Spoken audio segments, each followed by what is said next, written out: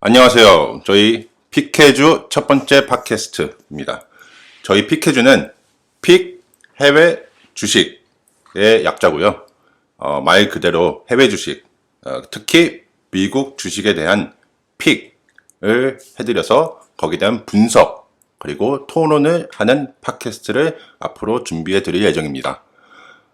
일단 저희 소개를 잠깐 해드리자면 저희는 미국 대학교 재학 시절에 만났던 룸메이트 3명으로 이루어져 있고요. 제 가명은 정갈한, 그리고 여기 함께 해주시는 두 분은 벤틀리 뉴포트입니다. 그리고 좀 까먹을 뻔했는데 저희 더 설명을 드리자면 미국 월스트리트의 자산운용사, 투자은행, 그리고 스타트업 등에서 경험을 쌓고 있습니다.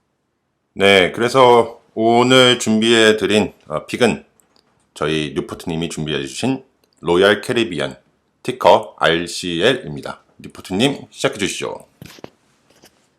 네, 안녕하세요. 뉴포트입니다. 오늘 준비해드릴 픽은 RCL, 그러니까 로열 캐리비안이라고 업계 탑3 중에 하나인 크루즈라인 회사입니다. 근데 아무래도 우리나라 한국 특성상 그 크루즈라는 여행이 굉장히 좀 그렇게 접근이 가까운 그런 접근이 쉬운 그런 여행수단은 아니기 때문에 먼저 그 산업 전반에 대한 오버뷰, 개요를 한번 드리고 나서 그 다음 RCL로 넘어가면 어떨까 합니다. 5월 말에서 6월 초 크루즈라인, 항공사, 그리고 그 외 경제재개 테마주들의 급상승을 기억하시나요? 저희 픽해주에서 이를 루저들의 반란이라는 타이틀로 현상을 다룬 적이 있었는데요. 근데 그때 얼마나 올랐죠? 그때 이제 바닥까지 떨어졌던 이러한 크루즈라인 항공사 경제재개 테마주들이 한 2주에서 3주가량 30%가량 폭등을 했었습니다. 진짜 놀랐네. 뉴폰트님은 갖고 있었나요? 그런 주식들? 저도 그때 조금, 그 분위기에 취해서, 몇 가지 크루즈들을, 좀 담았었는데요. 결과는 따로 말씀드리긴 좀 부끄럽네요.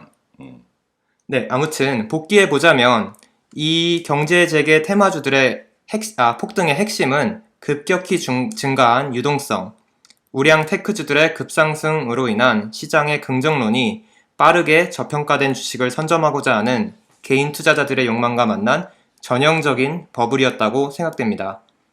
이 버블은 6월 첫 주를 정점으로 곧 쪼그라들어 현재 크루즈 3사, 탑 3사 평균 정점 대비 40%가량 하락한 가격에 머물고 있습니다. 코로나 재유행, 경제재개 지연, 유지되는 여행 제한 조치, 백신 개발 타이밍의 현실론 등을 고려하면 당연한 결과겠지요. 이러면 진짜 망하는 거 아닌가요? 많은 분들이 아마 이 크루즈라인이 망하는 거 아니냐, 없어지는 거 아니냐, 이러한 전망을, 좀 부정적인 전망을 내시는 것 같아요. 네, 그러니까. 근데 오늘 전해드릴 그런 업계 전망과 가능성에 대해서 한마디로 제 생각을 정리하자면 저는 아주 긍정적, 그러니까 앞으로 크루즈사들이 다시 일어설 수 있을 것이다 라고 생각을 합니다. 진짜? 네, 그 이유가 한 3-4가지 있는데요. 들어보죠. 일단 들어보시죠. 네, 크루즈라인의 강점 첫 번째, 풍부한 유동성입니다. 이는 추가 빚 발행 등으로 4월과 6월 중 크루즈 3사가 한 4조에서 13조가량의 추가 유동성, 그러니까 돈을 확보하면서 더욱 견고해졌는데요. 근데 이거 4조에서 13조가 많은 건가요? 4조에서 13조 버실 수 있으세요? 그렇게. 나랑 크루즈랑 비교하면 어떻게. 알겠어. 아무튼 좀 저도 어이없는 질문이어서, 아무튼 이 중에 이러한 결과로서 유동성이 현재 제일 약하다고 평가되는 CCL, 즉 카니발이 현재 7개월, 그리고 노르웨이지언 크루즈 NCLH가 25개월, 그리고 오늘 소개해드릴 RCL이 10개월가량을 매출 하나도 없어도 제로 매출로도 견딜 수 있다는 평가가 나옵니다. 그러면 이런 거는 어떻게 계산된 거죠? 무슨 비용이 포함된 거예요? 지금 예를 들어서 그 going concern 즉 그 회사가 아무런 평소와 같이 운행을 한다라는 그런 예측을 바탕으로 책정된 건데요. 이에 주요 비용을 따지자면 크루즈선 등에 대한 정박비 혹은 크루즈선이 가장 기본적으로 유지될 수 있도록 하는 메인테넌스 혹은 유류비 혹은 그 스태프들의 샐러리 등 이런 여러 가지가 있을 것 같습니다. 네, 알겠습니다. 네, 그래서 이러한 탄탄한 유동성을 바탕으로 저는 코로나가 분명 크루즈라인 업계에 오랫동안 큰 상처를 남길 것이 자명하지만 단기적인 회복보다 장기적인 회복이 점진적인 회복이 기대되는 만큼 그 사이 크루즈라인들이 이 코로나 역경을 이겨내고 다시금 일어설 수 있다 이렇게 생각을 하는데요. 근데 진짜 이게 장기적으로 보셔야 되는 게 사실 항공도 최근에 보니까 23년이나 돼야지 수요가 회복된다 이런 얘기도 많고 크루즈는 항공보다도 훨씬 더 회복세가 더딜 거고 실제로 영화관 같은 경우는 이제 재개한다는 소리가 여기저기 많이 나오고 있는데 크루즈 같은 경우는 대화조차를 안 하고 있더라고요. 그래서 제가 생각했을 때는 올해도 물 건너가지 않았나. 올해 물 건너가면은 아까 말씀하신 뭐 7개월이나 25개월, 10개월 뭐 이런 게 사실 의미가 없는 게 이거는 매출이 그때 발생해야지 겨우 살아남는다는데 지금 주가는 사실 이러한 회사들이 뭐 파산을 한다라는 게 어느 정도 반영되는지 잘 모르겠지만 파산까지 만약 가게 되고 그러한 얘기를 한다라고 하게 되면은 투자는 할 필요가 없는 주식이라고 저는 생각해가지고 모르겠습니다. 저는 그거랑 조금 반대대로 생각하는데요. 현재 예를 들어서 크루즈에 대해서 전망이 안 나온다라고 하지만 대다수의 크루즈 라인들은 지금 올해 11월을 재개 타이밍으로 삼고 있습니다. 물론 이 재개 타이밍이라는 게 참 유동적이어서 원래는 7월이었던 게 11월로 연기된 건데요. 이러한 상황에서도 지금 코로나 백신, 특히 백신이 나온다면 크루즈에 타는 거에 대한 위험이 현저하게 줄어들기 때문에 아마 파우치 박사가 올해 말 혹은 내년 초쯤에 백신이 나온다는 그런 희망적인 뉴스가 현재 시장에 퍼지고 있는데 그렇기 때문에 저는 조금 더 긍정적으로 보고 있습니다. 모르겠습니다. 아니 백신을 보고 투자한다라 하면은 그냥 백신 회사에 투자를 하시지 왜 하니멀 아니면은 왜 로얄 크루즈에 굳이 하시는지. 혹시 백신 회사 지금 주가 보셨어요? 모더나 뭐 AGN 뭐 이런 데들 지금 엄청나게 비싸고 있죠. 거기다가 지금 제가 앞으로 말씀드릴 크루즈만의 또 유니크한 그런 매력이 또 몇 가지 있어요. 들어보겠습니다. 네. 일단 크루즈의 매력이라고 하면 절대적으로 싼 여행 옵션인 것 같습니다. 예를 들어서 뉴욕에서 바하마, 그러니까 캐리비안 쪽으로 여행을 간다 했을 때 크루즈로 가느냐 혹은 비행기를 타고 가서 호텔 그리고 렌트카 빌리고 뭐 음식도 먹고 뭐 술도 사 먹고 하는 그런 뭔가 전형적인 여행 옵션을 두 가지를 비교했을 때 크루즈로 가는 게 다른 옵션, 어느 옵션을 비교해도 한 50%에서 70% 정도 싼 가격으로 여행을 갈 수 있다는 그런 연구 결과가 있습니다. 근데 비행기 타고 가면은 내리잖아요, 땅에. 근데 크루즈는 안 내리잖아. 그럼 다른 여행 아니에요, 이거? 똑같은 여행이죠. 왜냐하면 왜 잠깐만. 아니, 땅을 밟을 수가 없잖아요, 크루즈. 가봤어요? 저 가봤죠. 아, 그래요? 네. 설명을 크루즈를 좀 안 타본 이런 사람들은 모르는 매력이 크루즈에는 분명히 있습니다. 일단, 크루즈라는 게 기본적으로 all inclusive, 그리고 뭐 뷔페, 그러니까 무제한적인 술과 음식이 가는 도중 계속 제공되고요. 또 안에서는 뭐 서커스라든지 게임이라든지 뭐 도박이라든지 이런 내부 뭔가 리락시설이 다 있기 때문에 하나도 지루하지 않게 갈 수 있습니다. 도박을 했나 보네, 거기서. 네, 제가 했다는 게 아니고, 이제 그런 게 있다. 네, 그렇다는 거죠. 위키피디아. 아, 오케이. 네네네. 저도 이제 글로 배웠습니다. 아무튼, 네. 혹시 감히 50%, 70% 정도 디스카운트 된 그런 뭔가 저렴한 가격, 이게 어느 정도야? 라는 게 좀 감이 안 오시는 분들을 위해서, 여기 비교표가 하나 있어요. 이게 제가 만든 게 아니고 이제 크레딧 스위스라는 인베스트먼트 뱅크에서 만든 가격표입니다. 스위스은행이죠, 스위스은행. 크레딧 스위스. 네, 크레딧 스위스라고 안 했나요, 제가? 맞아요. 빨리 읽어주세요. 네네. 네. 아무튼 거기서 뉴욕에서 바하마까지 가는 그런 크루즈 여행 옵션을 두 개를 비교했을 때 7일 크루즈를 기준으로 하면 뉴욕에서 바하마까지 크루즈를 이용했을 때는 약 700불, 하지만 비행기를 타고 그것도 왕복으로 타야겠죠. 그러면 비행기를 타고 뉴욕에서 나서우까지 400불, 그다음 호텔 7일 그러면 하루당 200불 싸게 잡아서 200불로 해도 1,400불. 나서가 어디예요? 나서우가 바하마의 그 유명한 그 공항이 있는 그런 도시입니다. 아, 네, 나서우 그 축구공도 있죠. 아. 옛날 어릴 때. 네, 그게 낯소. 나소. 아. 네, 예. 아무튼 그래서 호텔비 200불로 그냥 쳐서 7일을 숙박하면 1,400불. 거기에 음식 아무리 싸게 뭐 하루 잡아도 4만 원씩 쓴다고 했을 때 7일이면 280불. 거기다가 뭐 드링크야 뭐 좋아하는 주종에 따라서 뭐 거의 무제한도 나올 수 있겠죠. 이게 또 다 합치면 일단 주종을 빼고도 2,080불. 거기에 이제 먹는 술에 따라서 기하급수적으로 비용이 늘어나기 때문에 700불 대 2,100불 플러스 정도의 가격 브레이크다운이 나옵니다. 이렇게 듣고 있으니까 저도 갑자기 크루즈를 타고 싶은데 좀 코로나가 빨리 없어져서 저희도 다 같이 한번 크루즈 여행 갈 수 있으면 좋겠습니다. 네, 크루즈 여행에 대한 선입견이 조금 젊은 층에서 특히 있어요. 왜냐하면 크루즈는 조금 중장년층이 가는 거 아니냐, 할아버지, 할머니들이 가는 거 아니냐, 좀 심심하다, 이런 평가가 좀 있는데요. 제가 조사한 바로는 크루즈 이용층은 중장년층이 맞습니다. 뭐야? 하지만 네. 이게 또 지역에 따라서 또 연령대가 굉장히 많이 바뀌어요. 그건 또 나중에 설명을 해드릴게요. 근데 진짜 들어보니까 크루즈 주식은 별로 사고 싶지 않은데 크루즈를 가고 싶다. 크루즈 티켓. 크루즈 티켓을 사고 싶어지네요. 네. 오늘 아마 이거 다 들으면 이제 크루즈 주식에 대해서 아마 크루즈 주식을 사고 싶을 겁니다. 오케이. 네, 그리고 첫 번째로 말씀드린 그 크루즈의 절대적인 강점으로 저렴한 가격, 그리고 두 번째로는 충성도 높은 이용층과 글로벌 시장 확장성, 이 두 가지가 있는데요. 크루즈 이용 혹시 재이용률이 얼마나 되시는지 아시나요? 알죠? 네. 200%. 이제 개념 좀. 알겠습니다. 네. 반? 50%? 50%? 50%. 조사한 바에 따르면 82%. 그러니까 크루즈를 탄 사람의 80%는 다시 크루즈를 이용한다. 이러한 뜻이 되겠죠? 거꾸로 안 탈 사람은 절대 안 탄다. 예, 그래서 탄 사람만 타본다.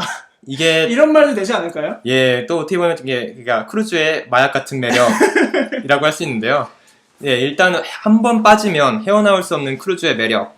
그렇기 때문에 이미 한 번 잡은 고객은 계속 이용을 하고, 이게 현재 미국 고객이 반이거든요. 2,800만 명의 연 이용객이 평균 있는데 그 중에 한 반이 미국에서 나오고 나머지가 유럽, 그리고 현재 뭐 남미나 아시아 쪽에서는 거의 지금 수요가 없는 상태이기 때문에 이게 글로벌화 되면서 이 충성도 높은 고객층은 앞으로 계속 늘어날 것으로 전망이 됩니다. 네, 그리고 크루즈 주 이용층은 미국 기준 5만 불에서 200만 불이래. 20만 불. 죄송합니다. 네. 그러니까 우리나라 돈으로 약 5천만 원에서 2억 정도 사이의 소득층의 주로 이루는데요. 이 50K에서 200K 사이를 보통 미국에서 중산층이라고 부릅니다. 이 중산층이 대부분 이용 고객이기 때문에 아무래도 중산층이라고 하면 조금 이 여행의 큰 고려 부분이기 때문에 이 크루즈에 대한 재이용률이 높을 수밖에 없는 것이죠. 그리고 또 한 가지 미국 대선 얘기를 한번 해보겠습니다. 이게 세 번째 크루즈가 장기적으로 되게 좋다라고 생각하는 이유이기도 한데요. 근데 대선하고 관련이 있어요, 이게? 미국 정치는 참 모든 거에 영향을 미치죠. 그래요? 예. 일단 미국 대선의 결과를 지금 성급하게 예측하기에는 좀 이른 감이 있지만 최근 고전을 면치 못하고 있는 트럼프 대통령의 지지율을 고려할 때 민주당 바이든 전 부통령의 당선에 힘이 실리는 듯 합니다. 바이든 전 부통령은 오바마 행정부 당시 미국인의 쿠바 여행 조치를 지지했던 만큼 당선 시 트럼프 집권 이후 중단됐던 쿠바 여행에 대한 여행 조치가 재개될 가능성이 매우 큽니다. 이는 크루즈 노선의 가장 큰 시장인 카리브해 시장에 있어 분명 큰 호재로 작용할 수 있습니다. 그러니까 쿠바로 크루즈 여행에 가는 사람들이 그만큼 많다는 얘기네요.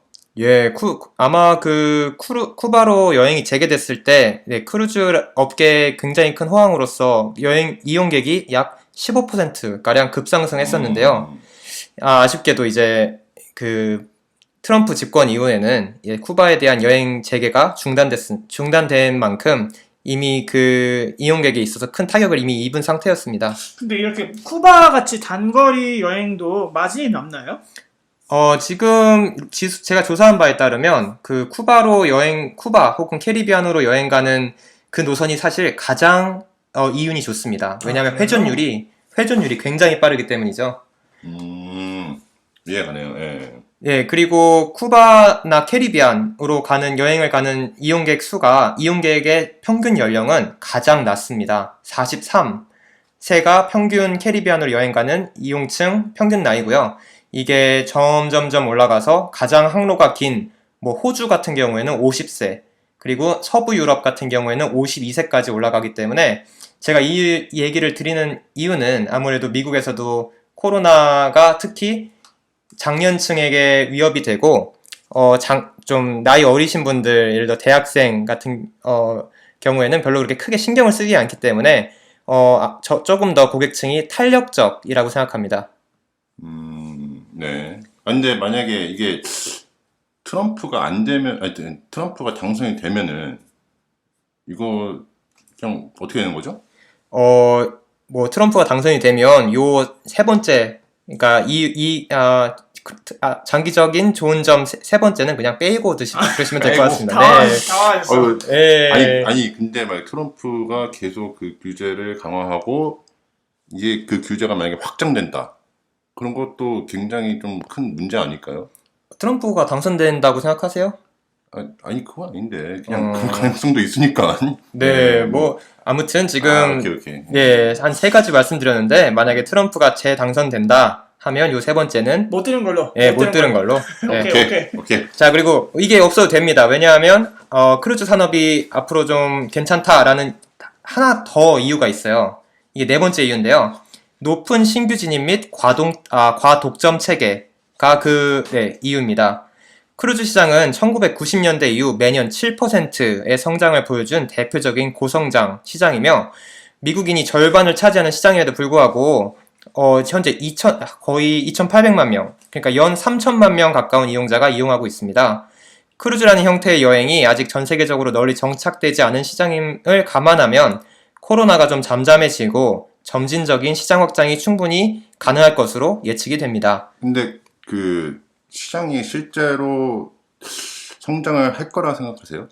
저는 충분히 가능하다고 생각하는데요. 특히 이게 데모그래픽, 그러니까 인구 구조상 일단 아시아를 봤을 때 일본, 중국, 한국 모두 다 굉장히 고령화 사회로 일찍 진입하고 있잖아요. 그죠. 그렇기 때문에 크루즈가 어필할 수 있는 연령층이 딱 아시아에 엄청 거대하게 존재한다고 저는 생각합니다. 그러니까 아시아의 크루즈의 시장이 커질 것 같다. 예. 고령화로서. 오케이. 예. 지금 말씀드린 이 거대한 시장의 80%가 단 3개의 회사, 그러니까 크루즈 산업의 탑3인 카니발, 노르웨이전, 그리고 로얄 캐리비안 이 3사가 과점을 하고 있으며 이 독점 체계는 높은 초기 비용, 그러니까 크루즈산이 한두 푼이 아니잖아요. 이거랑 법률적인 문제, 어디에 텍스 주리스딕션 같은 문제, 그래서 대부분의 크루즈 회사들은 이제 카리브해 조그만 섬, 버진 아일랜드 이런 좀 텍스 헤이븐 같은 데 위치되어 있고요.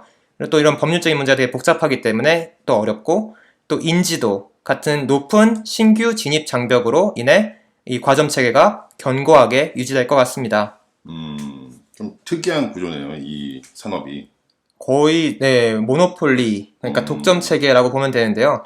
이제 3사 기준으로 카니발이 넘버원으로서 약 47%의 승객을 점유하고 있고, 그 다음이 로열 캐리비안, 우리의 로열 캐리비안이 2등 23%, 그리고 노르웨이지언 크루즈가 10%, 그리고 나머지 다 합쳐서 20%도 안 되고 있습니다.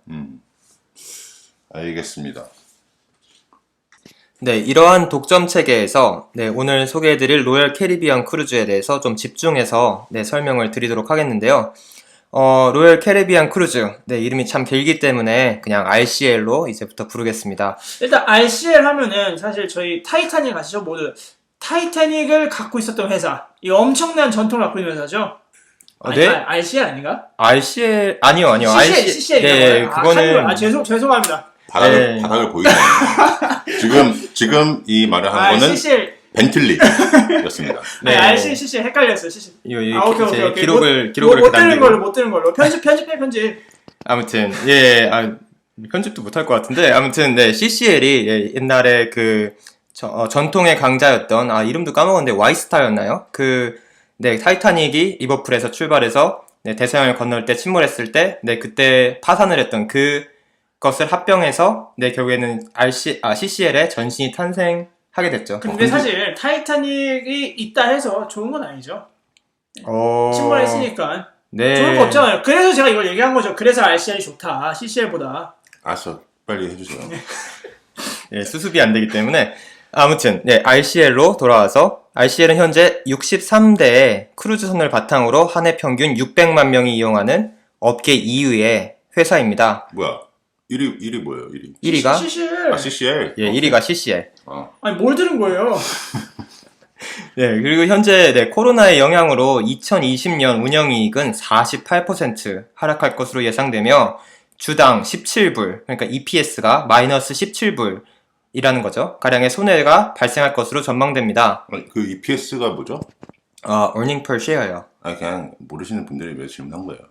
그 회사의 단기 net profit 있잖아요. net loss나 net profit 이거를 이제 share 그 넘버대로 나눈 거죠. 그러니까 주당 그 순손실이라고 생각하시면 될 것 같습니다. 네, 그리고 현재 RCL의 현금 소진, 그러니까 캐시 버닝, 모든 지금 크루즈 3사가 다 캐시 버닝을 겪고 있는데요. 한 달에 450에서 470 밀리언. 이게 얼마죠? 100만, 1000만, 5천억. 와, 5천억. 원. 네, 한 달에 5천억 원씩 현금을 소진하고 있습니다. 근데 이러한 현금 소진 5천억씩 버닝을 해도 10개월 이상을 제로 매출로 감당할 수 있는 어마어마한 유동성 또한 보유하고 있죠. 근데 10개월 이상 간다. 그러면 어떻게 될 거라 생각하세요? 끝이지 뭐. 끝이지 뭐. 제 생각에는 이제 10개월 이상 안 갈 거라는 게 좀 베이스라인인 것 같습니다. 만약에 코로나가 10개월을 더 간다고 생각하면 크루즈가 문제가 아니에요. 이거 지금 그거죠. 뭐 7월 말 8월 초 기준이죠. 이거는 네 2분기 기준입니다. 6월. 2분기. 예. 그러면 최소한 1년 안에는 이게 될 텐데. 오케이. 근데 10개월도 사실 약간 문제가 있는 게 디파짓을 여기는 계산을 안 했어요. 근데 만약 갑자기 지금 제가 알기로는 한 50%, 70% 정도 이 사이 고객들이 내년으로 타겠다 해가지고 이제 디파짓 달라고 안 했는데 약간 돈이 좀 땡겨. 그리고 이제 없어. 돈도 안 벌고 있고 뭐 나가지도 못하고 하니까 내가 넣어둔 디파짓 달라. 저 같으면 그럴 것 같거든요. 그러면은 그거 조금씩 주기 시작하면은 디파짓만 해도 지금 한 5조 원 정도가 있단 말이야, RCL이. 그거 반만 주더라도 끝이에요, 얘네는. 뭐 그렇게도 그게 나쁘게 생각하면 그럴 수 있겠죠. 하지만 지금 제가 이따가도 말씀드리겠지만 충성도 높은 82%나 재이용하는 그 고객층이 현재 코로나가 이제 3월부터 계속 이어졌잖아요. 그 이후로 그 황금 리펀드를 받을 때 현금으로 받을 거냐 아니면 나중에 크루즈를 이용할 때 크레딧으로 받을 거냐의 선택이 주어졌을 때 크레딧을 받겠다는 비율이 50%나 이미 됐단 말이에요. 그렇기 때문에 뭐 물론 회사에서 크레딧을 제공하겠다 하면서 조금 더 돈을 밸류를 쳐주겠다라고 한 것도 있겠지만 그러한 현재 상황에 있어서 조금 저는 그런 디파짓을 다 돌려받을 최악의 경우는 확률이 적다라고 생각이 듭니다. 네. 네, 뭐 아무튼 네.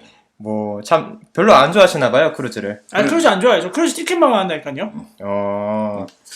뭐 일단 넘어가시죠. 네. 네, 뭐 일단은 넘어가고요.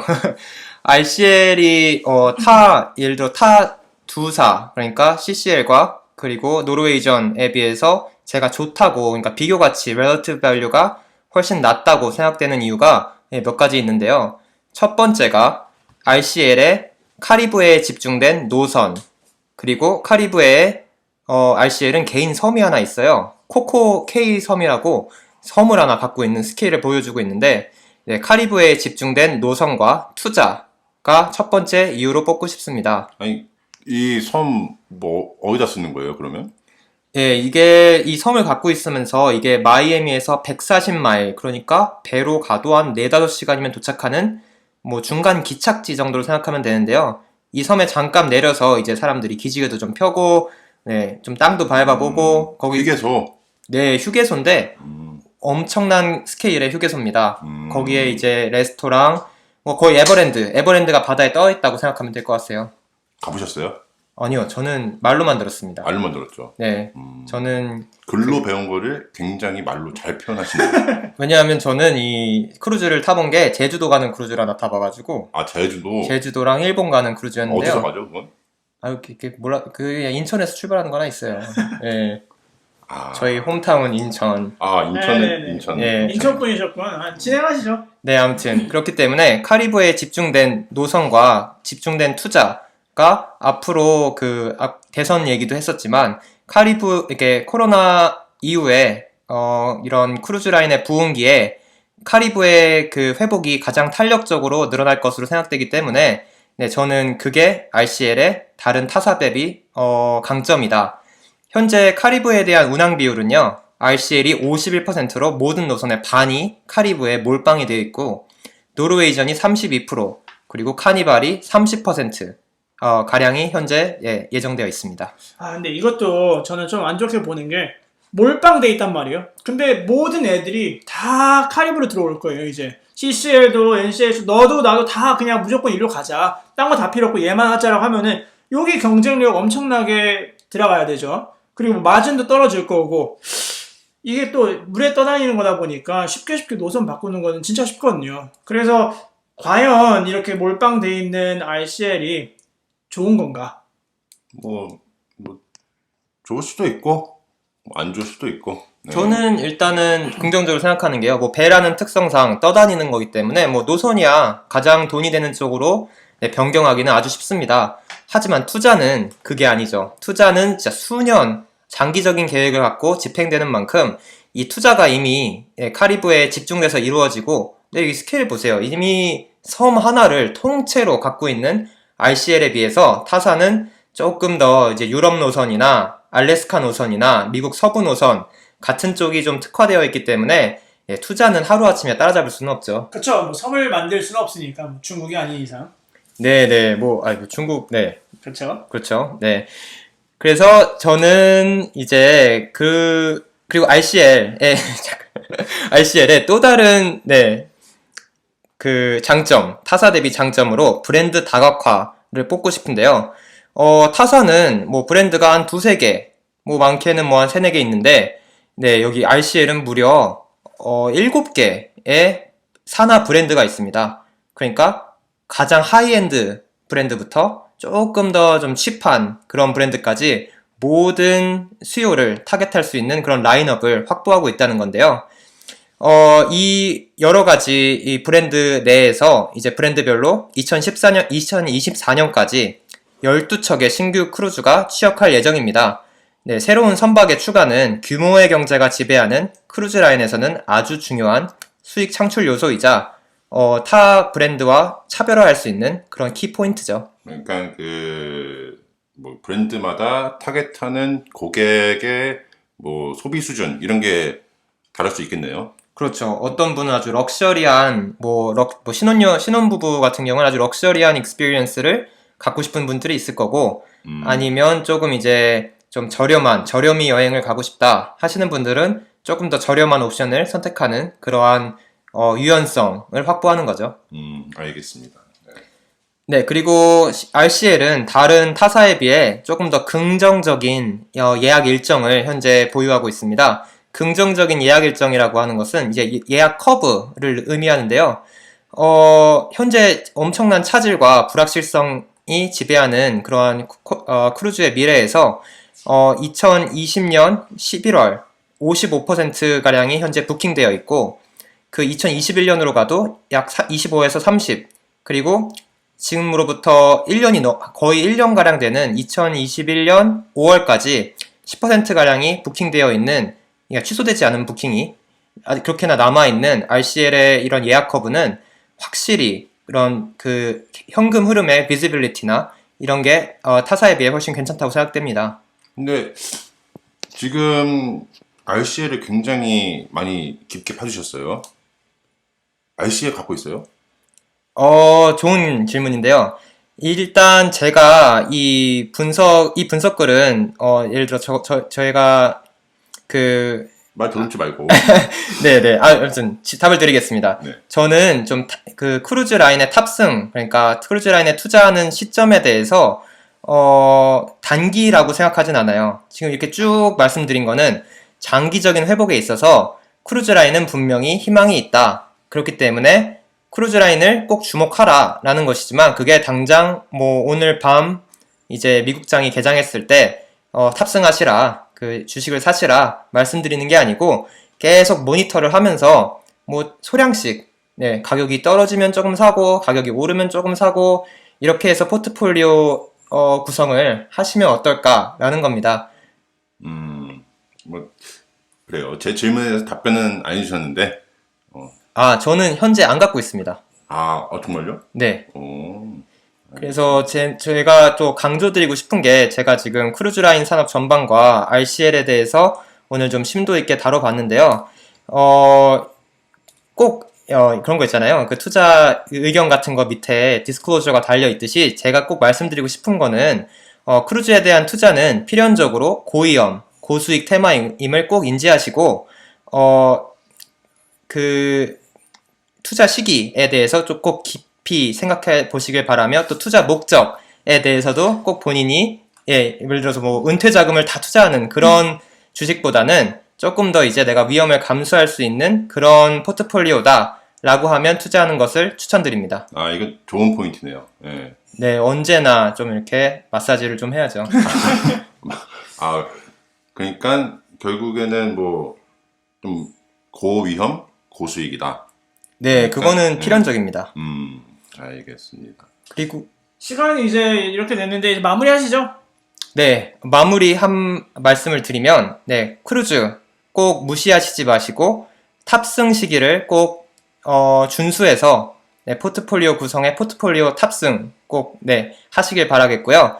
오늘 드린 말씀은 뭐 크루즈 대체제가 여러 가지가 있습니다. 항공사도 있고, 뭐 다른 뭐 렌터카도 있고, 뭐 다른 여행주, 호텔, 뭐 카지노, 여러 가지가 옵션이 있지만, 그 중에서도 크루즈에 투자하고 싶다 하시는 분들을 위해서 탑 3사의 relative value 기준으로, 그러니까 상대 가치 기준으로 RCL이 가장 괜찮다라는 그런 말씀을, 네, 전해드린 겁니다. 근데 소수 의견으로 끝내기 전에, 코로나 때 싼 주식은 지금 너무 많으니까 굳이 싸다고만 사지는 마시고, 이거 말고 아까 말씀드린 대로 이제 뭐 대체할 수 있는 업계가 워낙 많아서 좀 더 자세히 한번 알아보시고 투자를 하셨으면 좋을 것 같아요. 네, 맞습니다. 뭐 코로나 이후에 지금 폭락주에 대해서 많은 한국 게임뿐만이 아니죠. 미국 게임이 또한 엄청나게 몰리고 있는데요. 이러한 단기 유동성에 대해서 꼭 인지하시고, 네, 투자하셨으면 좋겠습니다. 네, 오늘 저희 피케주가 처음으로 팟캐스트를 준비해봤습니다. 어떻게 도움이 많이 되셨으면 좋겠네요. 그리고 오늘 이렇게 분석을 준비해주신 리포트님 감사합니다. 저희 피케주는 앞으로도 이런 픽을 매주 하나씩 해드릴 예정이고요. 저희 많이 들어주시고 사랑해주시고, 그리고 친구 가족분들과 공유 꼭 부탁드리겠습니다. 감사합니다.